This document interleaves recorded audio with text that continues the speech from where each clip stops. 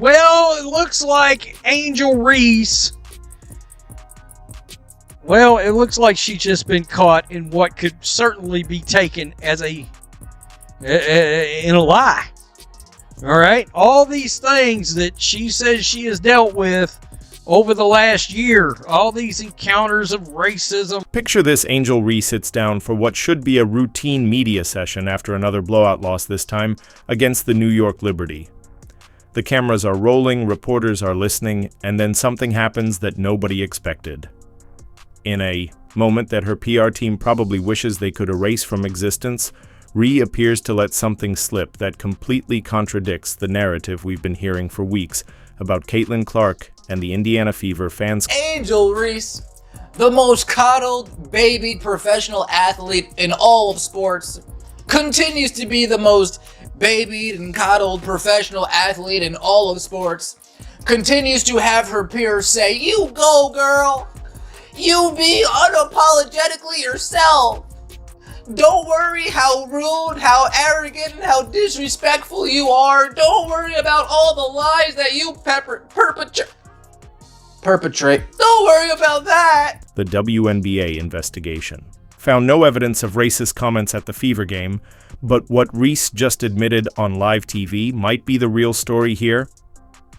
The real question is, what exactly did Reese say when she thought nobody was paying attention? If you stand with the Fever and don't believe Reese, then comment, "I've got the Fever" down below.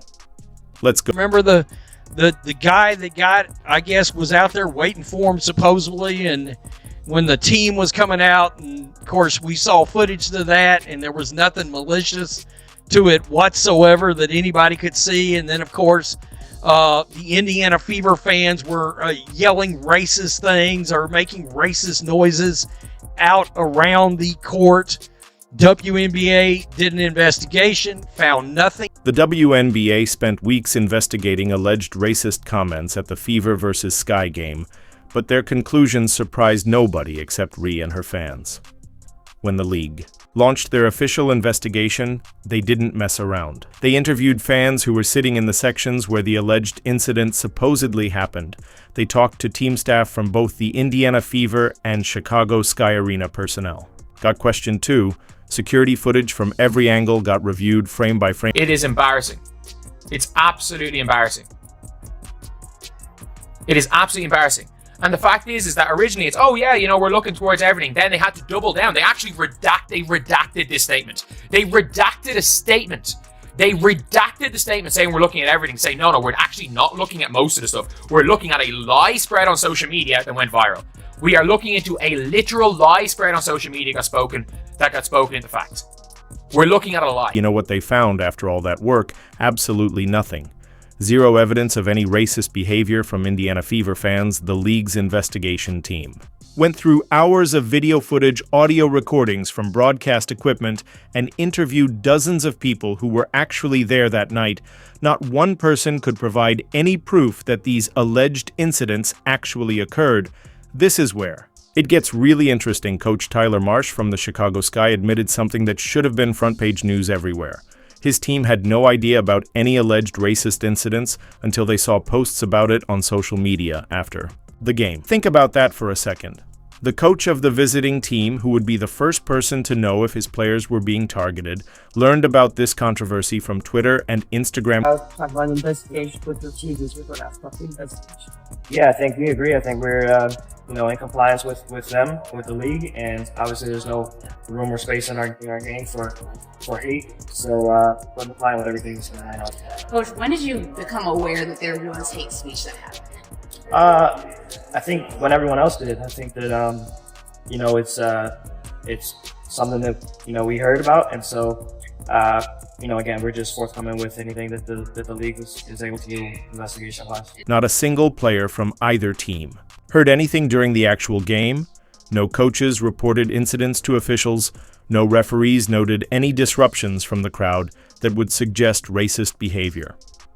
The entire controversy was built on social media posts that had no video evidence. Backing them up, no audio recordings, just text posts claiming things happened. The Chicago Sky organization was caught completely off guard by allegations they never witnessed firsthand. Their players were apparently fine during the game showed no signs of distress and never complained to coaching staff about fan behavior. Yet somehow, hours later, social media was buzzing with claims of racist incidents that nobody at the actual game seemed to notice. I didn't think these things would be a topic this year. It's certainly not at this point, but here we go again. Because now Indiana Fever players, all right, are getting called into question. Indiana Fever fans are getting called into question today. We got one post on here where somebody's literally calling, they're talking about there should be a boycott. That's what it really is, of the All-Star game over player safety. Here's what really happened. Someone posted on social media claiming they heard racist comments. Other people shared those posts. The story grew and spread without anyone bothering to verify if it was actually true. Before you know it, major sports media outlets were reporting on alleged incidents that apparently never occurred. If nobody in the building heard anything racist, if security cameras caught nothing, if players and coaches were unaware until social media told them to be upset, where exactly did these claims come from? The WNBA's official statement said the reports were not substantiated, which is league speak for this didn't happen. What the league discovered during their investigation set the stage for something even bigger that was about to unfold. Clip 6. During what should have been a routine media appearance, Angel Reese said something that completely contradicted everything we'd been told. Ree appeared comfortable, maybe too comfortable, sitting back in her chair like she was chatting with friends instead of talking to reporters. But then something shifted in the conversation. A reporter asked about the criticism she's facing. Reese's body language changed slightly. She leaned forward and started talking in a way that sounded different from her previous, carefully crafted statements about being targeted by Fever fans. The league is also taking a big L because there's no apologies to any fans whatsoever on this totally BS statement released by the WNBA. Yeah, you found nothing. That's great. That's accurate. Guess who told you would find nothing? The entire Indiana Fever fan base said you weren't going to find anything. But this league that has never turned a profit. What came out of her mouth next contradicted weeks of narrative building. Reyes seemed to suggest that the whole situation never happened and that she's never had a negative interaction with a fan ever. She talked about how things get twisted online and how people jump to conclusions without knowing what really happened. The way she phrased it made it sound like she was admitting the controversy wasn't as serious as everyone made it seem. Decided to accuse their own fans. This admission directly conflicted with everything we heard before. For weeks, the story was that Angel Reese and the Chicago Sky faced horrible racist treatment from Indiana Fever fans. Media outlets ran with stories about how the league needed to protect players from hostile environments. Reese had been positioned as a victim who needed support from the WNBA and her teammates. The reporters in the room started looking at each other. You could see them realizing they were witnessing something significant. Within minutes, clips of Reese's comments started showing up on social media. Basketball Twitter went crazy. People started dissecting every word she said, comparing it to her previous statement. Three-time BET Sports Woman of the Year, Angel Reese, says she doesn't pay attention to what folks say about her online because no one has ever said a negative word about her in person. Uh-oh. So what have you been talking about for the last 17 or 18 months? Uh-oh. I hope she realizes she just admitted this and did so on camera with audio. Yeah, nobody's ever going to let her let this down now. This moment exposed the huge gap between the public story and reality.